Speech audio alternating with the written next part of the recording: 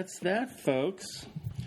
Live from Movie Studio Apartment, that is my impromptu rendition of Park Avenue Petit. And that is a ballad by none other than the great and still living jazz icon, Benny Golson. Park Avenue Petit.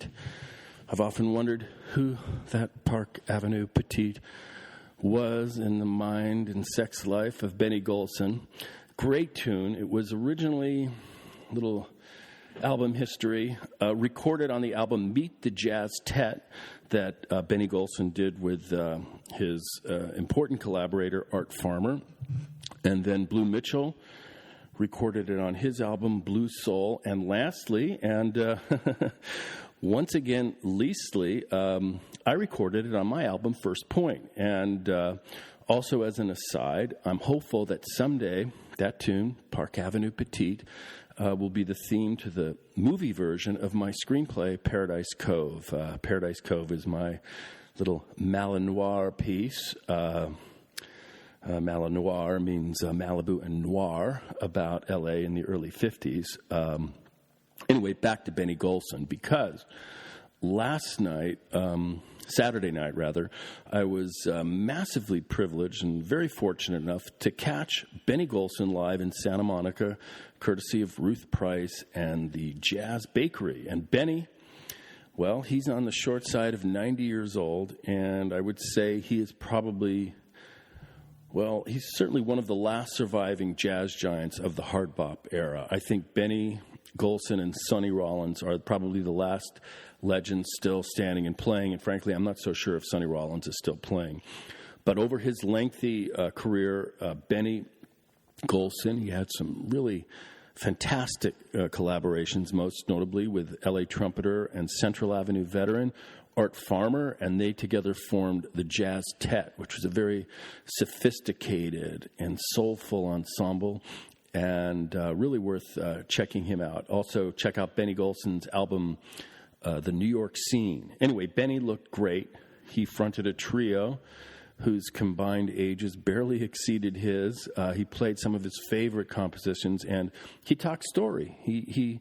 He brought us back to that time and place when jazz was king, and he joked about his childhood friend, John Coltrane, and their first gigs together as kids back in Philly. What else? He reminisced about being in Dizzy Gillespie's band and his first stabs as a composer. And one of those compositions was the classic Whisper Not, which I have to say, when he played it last Saturday, it sent shivers up my spine. And it was really beautiful. It's one of the great jazz standards. Check out Wynton Kelly's version if you get a chance. Been recorded many times, Whisper Not.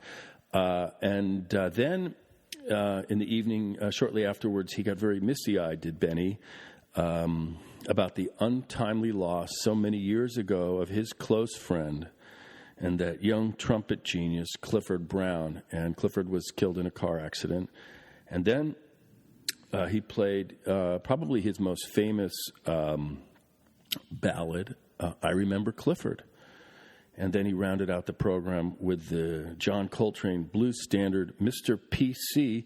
And he solved, I might say, one of the enduring mystery of jazz, and that is, who was Mr. PC? Well, it turns out, according to Benny Golson, his detective work, that Mr. PC was none other than Paul Chambers, who was the bass player in the Coltrane Quartet.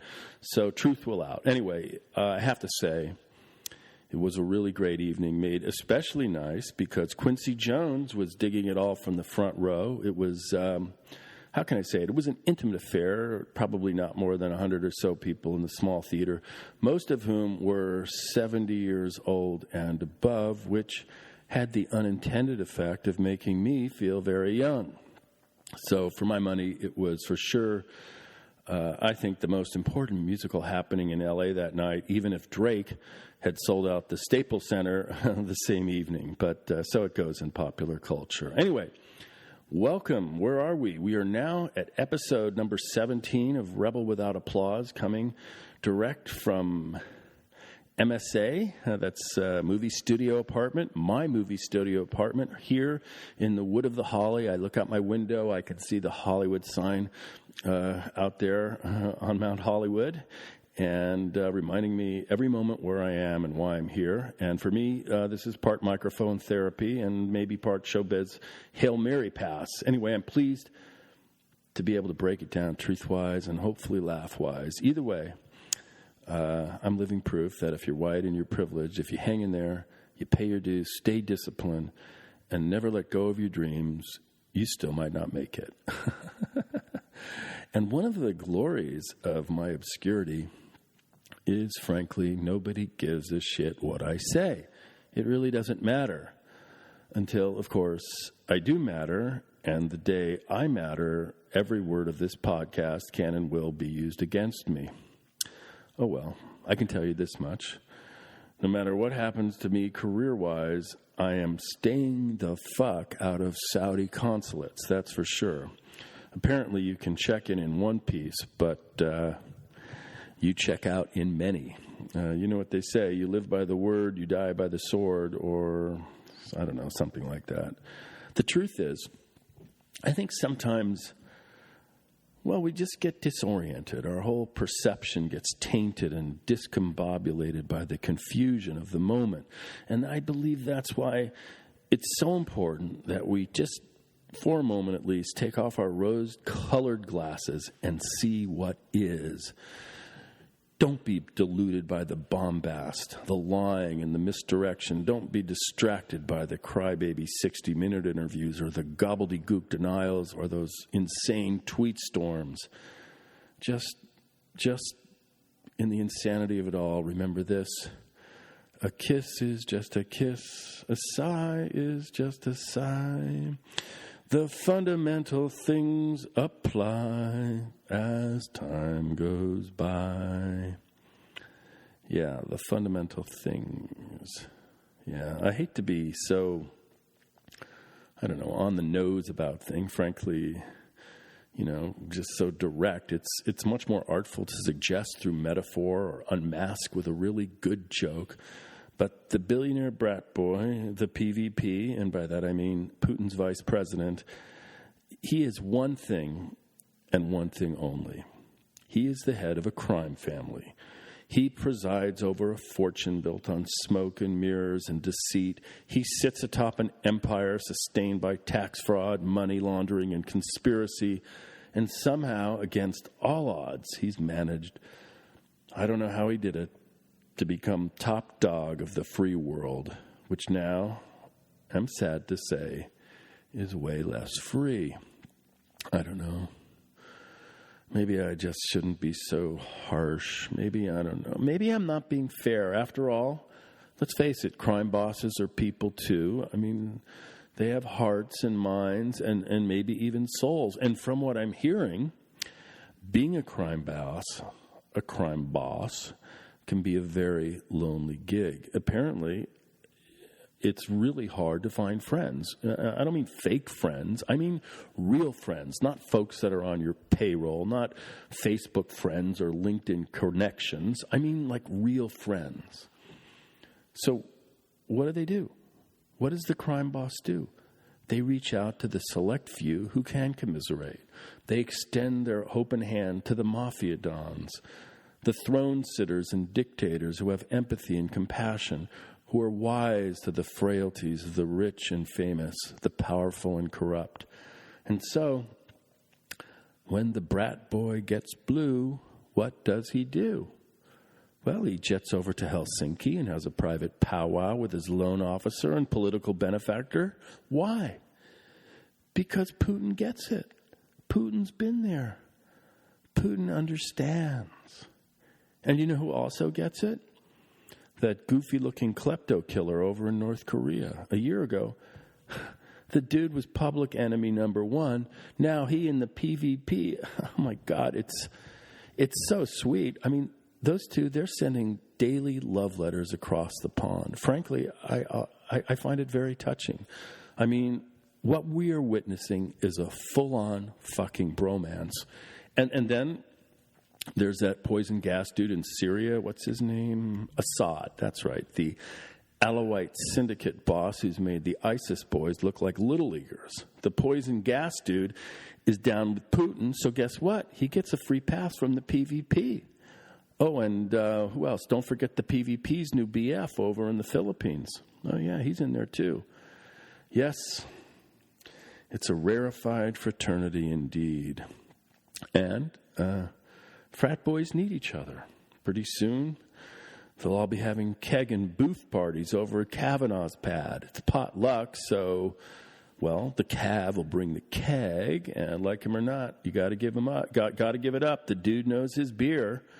And let's see, it's potluck, so who's bringing what? The PVP's got the nachos and cheese balls and Diet Cokes. Putin's got some really hot Siberian pole dancers. They should be great entertainment. And the Korean Klepto-Killer's got the kimchi and Korean barbecue. And if he asks me, he should pick some of that soup over at the BCD Tofu House on Wilshire Boulevard. Oh, my God. Talk about delish. That is to die for. Maybe not the right expression, since untold thousands in his homeland have died for lack of a bowl of tofu soup. And then let's see, who else is coming? Of course. Oh, my God, I almost forgot. There's that handsome Saudi dude. You know, the one who looks like Omar Sharif and Lawrence of Arabia? That's right, the Fresh Prince of Riyadh. He's coming too. He's bringing... I don't know what he's bringing. Journalist body parts, maybe? No, that would be in bad taste. I know. The Fresh Prince is bringing petrodollars. Talk about party swag. Truckloads of cash and camel hair tote bags. How cool. Yeah, I think maybe it's time to take a closer look at the PvP sword-wielding dance partners. Those lovable Wahhabster mobsters in the spotless white robes. By that I mean the Saudis, rulers of the desert, guardians of Islam, and purveyors of petroleum. The medieval monarchs who, as a matter of routine, go all sword crazy on anyone who looks at them cross-eyed. I mean, you know what they say. Well, I really don't know what they say because, frankly, I don't hang in those circles. But I know it's something to the effect of, a decapitation a day keeps the infidels away. Oh, yeah. Let me tell you, this family Saud is a really wild group. First, there are tons of them, uncles and granddaddies, sons and more sons, first cousins, second cousins, third cousins. I have no idea who or where the women are. Nobody knows. Maybe they're hidden away in cages. Anyway, if you're a guy, it sounds like a really great family to be born into. A woman, I don't know, probably not so good.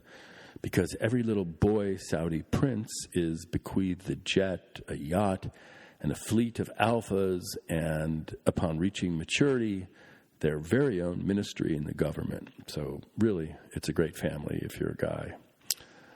Yeah, let me tell you. The House of Saud makes Don Corleone look like amateurs. Yeah. I mean, what can I say? You got to respect that kind of power. I know the PvP does. Oh, yeah.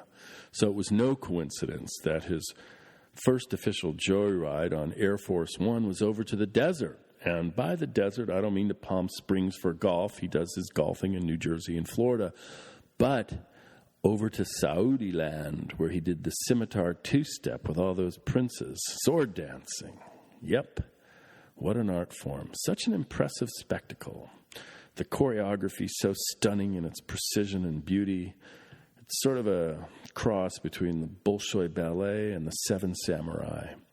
And frankly, I'll be honest, I had no idea that the PvP was such a nifty sword dancer. I mean, the dude has a gift. A real talent. I mean, I'm thinking, well, he should probably bring that act to Dancing with the Stars. He and the Fresh Prince, or better yet, that handsome devil, Jared Kushner, that nice Jewish boy, and the Fresh Prince of Riyadh, sword dancing for all to see. Oh, my God, what a duo. The ratings would go through the roof. But seriously, I'm not trying to be too sarcastic. There is nothing like a good sword dance to cement a relationship, because sword dancing requires trust and an ever so delicate synchronicity, the kind of trust and synchronicity that the folks at the top need if they want to stay there. And I'll tell you another thing.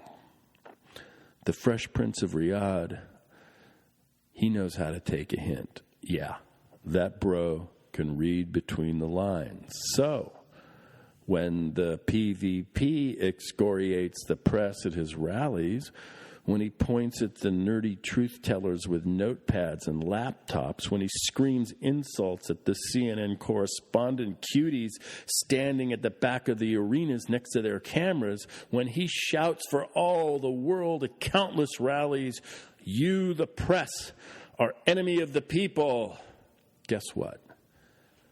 The Fresh Prince hears it. And the Fresh Prince nods his head and says to himself, "Your hint is my command, brah." And then the Fresh Prince offers his own hint, and his loyal executioners nod and say, "Your Royal Highness, your hint is our command." And then they fly to Turkey and chop a reporter to bits, which they later deny, or when the facts and the videos show otherwise, they offer this disclaimer. It was, what can I say? It was an honest mistake. I mean, we just got confused in the moment, and we felt compelled to, well, you know, it was just, I don't know, it could have happened to anyone who criticizes us in the Washington Post. Yeah, that's just the way things happen. You got to cut him some slack. Yeah, I don't know. Maybe I'm just naive, or maybe I'm an idealist wrapped in a cocoon of cynicism, or maybe, I don't know, maybe that's just the way of the world. The billionaire brat boy rubs his genie lamp, and the Fresh Prince delivers a fresh head, and I don't mean a horse's head, you know, like Mr. Ed, or the kind of head that Don Corleone delivered in The Godfather. I mean a human head, smartly packaged with arms and elbows and ankles and femurs, that comes in a solid gold box inlaid with intricate designs of sterling silver, attached to which is a shiny steel scimitar, its blood-splattered blade curved for all to see like the crescent moon. Yeah, I guess that's the way it is, as Walter Cronkite would say. Yeah, okay. On that ironic and bloody note, I'm going to get on my flying carpet and whisk out of here. That would be my installment of Rebel Without Applause, episode 17. And folks, if you dug what you heard, write a review or throw me some stars on my iTunes podcast page. And if you didn't like it, well, just, I don't know, for the betterment of everybody, just keep it to yourself. Don't tell anybody. Anyway, thanks for tuning in or clicking in or whatever you have to do to hear my little rants. And so, to one and to all, adios, goodbye, and adieu.